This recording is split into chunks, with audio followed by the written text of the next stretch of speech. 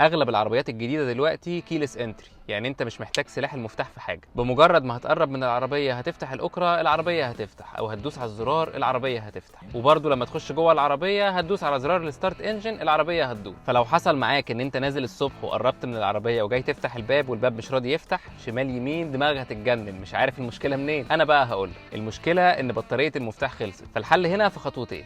اول خطوه هتنزل في الكومنتات هتلاقيني سايب لك لينك الفيديو قديم بقول لك ازاي تخش فيه العربيه لو بطاريه المفتاح خلصت. فلو شفت الخطوه الاولى فانت اكيد وصلت معايا هنا وعرفت تخش جوه العربيه. دلوقتي بقى هندورها ازاي؟ يلا بينا نعمل تجربه عمليه. جنب الدركسيون لو جينا بصينا هنلاقي العلامه دي. هتحط المفتاح عليها وتلزقه وتدوس فرامل، وبايدك التانيه هتشغل العربيه كده. بقى دورنا العربيه. خد بالك وما تبقاش غشيم، دي مش حاجه محتاجه مشوار للتوكيل. انا كنت حاطط فيديو في الكومنتات ازاي تغير بطاريه المفتاح بنفسك، انزل اتفرج عليه. تركه بس صغيره خد بالك منها، الطريقه دي مش هتنفع مع كل العربيات. في عربيات تانية العلامه دي ما بتبقاش موجوده في نفس المكان، وهتبقى موجوده يا اما ورا المفتاح يا اما في الكونسوله بتاعه الفتيس في النص. انت محتاج تجرب الاماكن دي وتعرف هي بتشتغل منين. نصيحه مني بس، دور على العلامه اللي انا هسيب لك صورتها دلوقتي وحط المفتاح جنبها، وبعد كده دور العربيه هتدور معاك.